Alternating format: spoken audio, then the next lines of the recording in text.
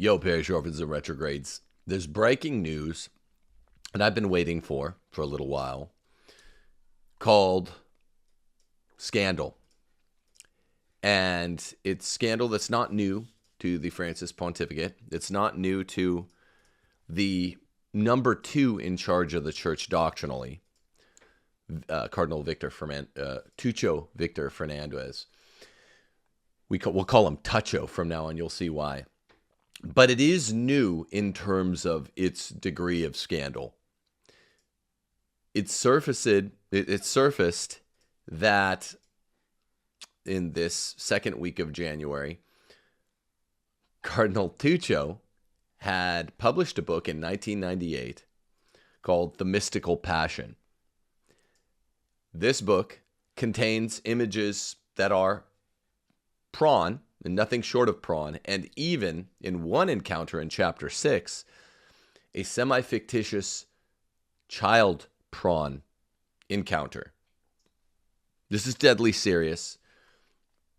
I remember when Matt Fradd had Dennis Prager on the show, and Dennis Prager defended encounters like this of nothing short of prawn with underage people.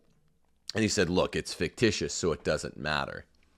Well, in Cardinal TOUCHO's book, yes, this is strange to be articulating that this is the doctrinal chief of the Holy Office, the number 2 in the church, the guy who even before he was number 2 in the church was number 2 in the church because he's Francis's ghostwriter. He wrote Amoris Laetitia, The Joy of Sex. It's Chapter 6, Chapter 7, Chapter 8, and Chapter 9 are really, really bad in The Mystical Passion. It was originally published in Mexico. Cardinal TOUCHO Fernandez, 3 years after he writes the perverted book, Heal Me With Your Mouth. I want to bring you folks back, less than a year now, to the elevation of Cardinal TOUCHO. He joked to Francis, it was reported widely, that when these arch-conservatives in America went nuts over the perverted book about deep kissing that TOUCHO said was really like a catechesis for teens who aren't married. He's suggesting sexual activity outside of marriage, deep kissing for teens. The joke went like this. Well, Francis, they're both from Buenos Aires, by the way. Good thing they didn't find my other books. Cardinal TOUCHO, they've found one of your other books. The Mystical Passion, published 3 years after 1995's Heal Me With Your Mouth, is originally published in Mexico. It describes the mystical orgasm, which, remember, some of these dweeby yet holy theologians of the past, when they're describing mystical experiences with God, they write like this. And it's not something that makes it much to the popular annals of Catholic theology, like Twitter. But there is perverted stuff about mystical experiences with God that even great saints have written. This is utterly unlike that. It claims to describe the mystical orgasm, describes much, much more stuff. I don't even know what I can say in this video today, for the show today. It was found on January the 8th by Caminante Wanderer, who is a Catholic reporter out of Argentina. And I'm not sure, they're conservative-ish, but I'm not sure how far to the right they are. They're just doing their job as a reporter. Look, this is a pure scandal. Child prawn found, underaged prawn found in a book by a churchman. Given all the church's scandals with that sin, the Theodore McCarrick sin, the bothering, molestare of young people, this is a big deal that the doctrinal chief has published a book Not the same thing as him doing it. It's actually worse in some ways, given that he's the Holy Office teacher. Maybe not a worse sin for him. Still a really bad sin, but it means so much. A little bit after this time of the year, last year, Francis starts looking for a replacement for the Holy Office. He has to replace, the real replacement he wanted to make was Heiner Wilmer, the lead advocate for LMNOP in the Catholic world, the German world and the Catholic world, Heiner Wilmer. He tries that twice, late last December, then January. He comes up with Cardinal TOUCHO Fernandez, who's, it's surprising if he wasn't his choice all along, because this guy wrote several of the documents. He wrote The Joy of Sex, Amoris Laetitia, which came out in April of 2016, only about 20 years after he'd written Heal Me With Your Mouth, what he called a teen's catechetical guide to pre-sexual acts and deep kissing. What does that mean? 1998, he wrote this new book that we're talking about today, The Mystical Passion, and published it in Mexico, where all beautiful artworks are first published. the shittiest of all third world countries. And he's ghost authored a bunch of Francis's other texts. He is from Buenos Aires with Francis. They've known each other a long time. Francis knows about everything, all things TOUCHO. And of course, they could share a laugh. It's not even the full 11 months ago to 7 months ago when he finally found the replacement for the Holy Office. TOUCHO Fernandez for Heiner Wilmer. Surprising he wasn't the first choice. Passed over, right? Always the bridesmaid, Cardinal TOUCHO. Never the bride. You queens. But then, so he elevates TOUCHO Fernandez to CDF and the relatively well-known Heal Me With Your Mouth, which does not appear on Vatican lists of his publications for some reason. He makes a joke, widely reported, to Francis, oh man, if they only knew about my other book. My other books have much more child prawn than this one. Or at least some encounters.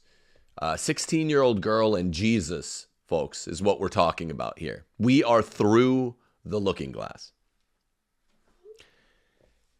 And what does Francis do? Francis doesn't say, what are you talking about, man? I don't know what you mean. He just laughs.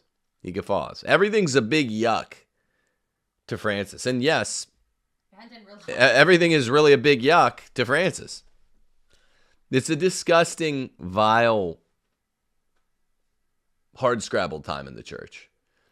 With such, I've said it before, Pope Francis and his band of perverts. Pope Francis and his band of miscreants. There's no other way to describe what we're living through. There's no way. Now, a couple, beside the chapter 6 sexual encounter between this little girl, this underage girl, and Jesus, which is described, I read part of it. I didn't read all of it. I'm not sure at what point this even becomes proximate material cooperation. I don't know. Just reading it to report it, you can't do it. Everyone that I've seen, Michael Haynes, Diane Montaigne, Edward Penton, everyone's like, look, I can't even get all the way through this. Christine Niles, it's filthy. It is a book of Prano. You know what that is. And all the people out of touch are like, what's up? What's up? Well, what's up is we can't even say the words. This isn't like when Francis busts out a multisyllabic word that's filthy, like a coprophilia or coprophagia, and you just say, well, this means eating feces or making love to feces. But that latter one is making more sense now.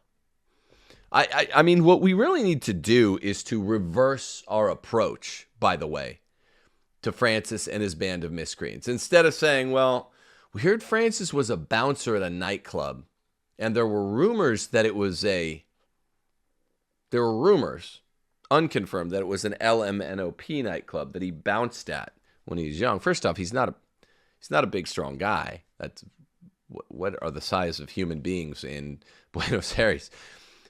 But if he bounced at any nightclub, you know this is not a place where one absorbs good things, right? When I was mostly out of the church as a young man, playing nightclubs across the American South and a rock band, it's dirty. You're out late. You see filthy things, even if you're, as a guy, literally, I've never smoked Mary Jane once in my life. Never did any kind of drugs. When I was in a band, I didn't even drink. And I was somebody that observed the natural law rules of the faith, even though I wasn't observing other rules I was out of the church for all intents and purposes. But played in the band, saw unwholesome stuff. That's without it being like an LMNOP nightclub. If that's what it was. But even if not, remember who Francis is.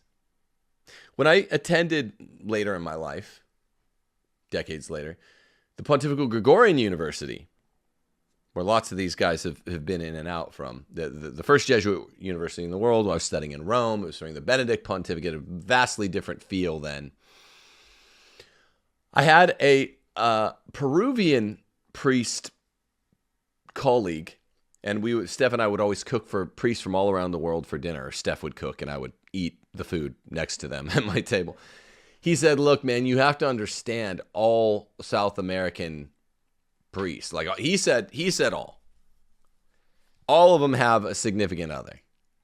You know, in South America, we pride ourselves that it's usually a girlfriend, not a boyfriend. But this is just the way the South American church is. And I was like, oh, I know. You guys are like fourth world country. You know, this is, you know, you go down in the numeral there, first, second, third, fourth world country. And back in those days, before LMNOP was firing on all four cylinders in America yet, it was like the first world didn't lead in exporting smut. It was like a fourth world country, like a lot of the South American countries. Some of them are actually quite rich, but Argentina's not. Peru is not. You know, of course, this doesn't surprise me. You lead the world in third world ethics as well, which are not good.